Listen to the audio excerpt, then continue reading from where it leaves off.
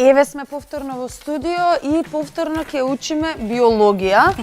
Овој пат биологија за седмо, за девето оделение, извинете, јас цел ден ги мешам некако оделенијава. Ќе за екологија. Да, екологија. Во овој период, во секоја генерација се изучува екологијата, но различни наставни содржини. Минатиот час зборувавме за адаптација на животните, но треба сега да учиме и за адаптација на растенијата. Така. Содржини се адаптација на растенијата во пустина, во поларни области, во тропски прашуми и адаптација на водните растенија. И сега би сакала да еве го кактусот. Сите знаеме, еве жив представник. Може. Имаме жив представник Повелете, од кактусот. Ете го. Така. Само пази да не се боцнеш. Ќе Точно пазам. така. Ќе внимавам со кактусот. Еве го. И сега да кажеме што забележуваме на него. И на него забележуваме има боцки Точно насекаде. Што друго забележуваме? Какво е стеблото? Па не знам, округло. Округло, Округло така. е стеблото. Така. Друго. Не се гледаат корените, ако Не. се откорне, гледате колку лабаво се држи. Да, многу лабаво се Така, држи. многу лабаво се држи, значи се плитки корените, не одат во внатрешноста. Полека И ќе еве, го спушта. убаво да ги објасниме сите нешта. Живее во пустина, знаеме тоа. Да. Не му треба многу вода и да го одгледуваме дома еднаш по неделата или па еднаш на 2 недели можеме да му ставаме вода.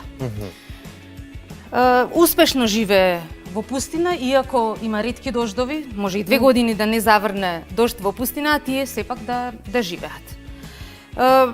Зошто, што тоа има кактусот, за да може да ги преживее овие толку неповолни услови? Резерви? Така, еве тука ќе видиме. Сакав јас тоа да го сечеме, ама викам да не го уништуваме сега. Нели? Да, Баш Зашто убаво. да на природата нека да бидеме. Значи, ако направиме пресек на кактусот, ќе ги забележиме следните делови. Прво нешто се трњата, односно боцките, и треба да нагласиме дека тоа се всушност листови кај кактусот, кои што се преобразиле во во боцки, само со цел да се намали површината на испуштање на вода во вид на водна пареа од растенијата. Потоа, целата внатрешност на стеблото има големи широки простори во основното ткиво, за да може да се складира вода, она што се собира од почвата при ретките дождови, за да се собере во растението и да се користи нели за процесот на фотосинтеза. Не може инаку да врши фотосинтеза без водата. Корените се слабо развиени, имаат разгранети корени, но плитки корени вака широко, за да може што повеќе да околу стеблото да бидат расширени, за да можат да соберат вода.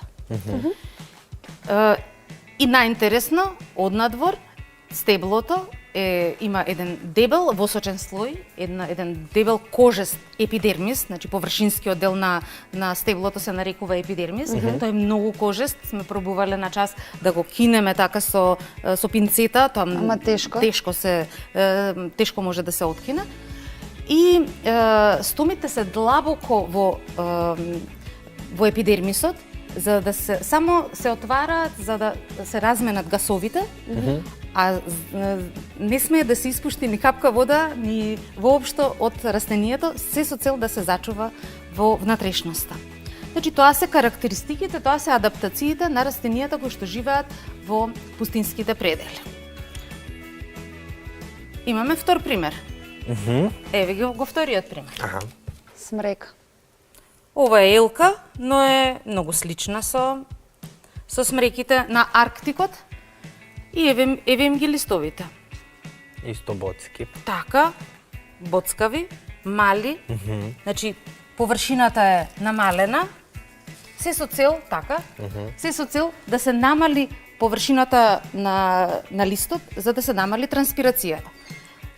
Да пробаме вака да го свиткаме, само ќе се витка, така, а тешко се кине. Тешко се кине. Така, само заради тоа што има дебел епидермис, за да може да ја заштити водата која што ја има во внатрешноста.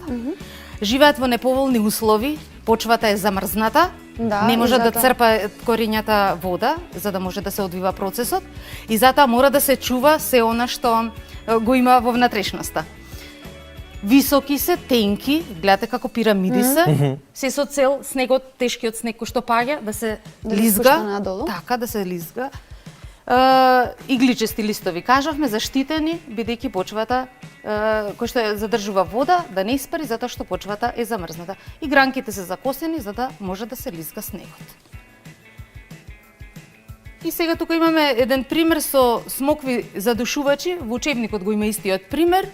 Децата ќе можат да прочитаат, но да го објасниме ова задушувачи малку не звучи така убаво. Што значи ова? Ова се случува во тропските прашуми, во амазонските прашуми. Таму па идеални услови има за растенијата. Има просечна температура од 23 до 25 степени, идеално, влажност идеална, значи си ги имаат сите услови и сите семки скоро можат да пораснат, но видете како се борат за простор, видите како тенки се стеблата и високо бараат светлина. И еден на друг се искачуваат, кој е повисоко. Така, за да може да го вршат процесот на фотосинтеза. Што прават овие смокви? За да се адаптираат, за да обстанат, за да остане видот, семките кои што ќе паднат од овие смокви се задржуваат во пукнатините на дрвјата. Таму има идеални услови, нели, влажност има доволна, ќе изртат, корените се обмоткуваат околу стеблото надолу за да стигнат до почвата, а тие продолжуваат да растат нагоре за да се да се надпреваруваат со другите растенија за да стигнат до сончева светлина. Многу интересно. При овој процес, при ова растење, толку можат многу да пораснат смоквите, што можат постоечкото, домаќинот растение врз кое што никнале да го уништат заради тоа што навистина тежината, тоа е двојна тежина веќе за постоечкото растение. И еве ги убавите водни растенија, ете го. Интересно. Не можев да најдам каде што стојат жапчиња. Така е, така е. И што можеме да забележиме од овој пример? Од овој еве, добро, какви се листовите? Широки за да лепдат над водата, веројатно. Да, за да не потонат. А се тенки. А се тенки, да. Добро. Ова би представувале корењата.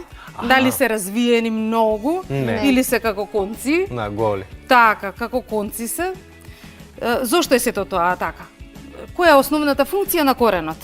Да впива вода. Да впива вода. Дали ова растение има вода доволно, во доволни количини? Има. Дали му е потребен корен? Не.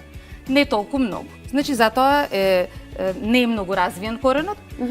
Развиени се многу листовите, тие се важни за фотосинтезата, нели, за создавање на храна и затоа бидејќи во длабочината на водата светлината се помалку и помалку ја има, затоа тие се адаптирале да живеат на површината.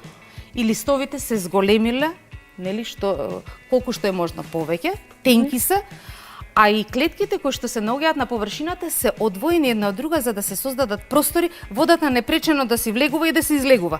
Нема потреба коренот да ја влече од водата, да доаѓа до листовите, туку директно си онолку колку што треба си користи, вишокот го исврла во околината.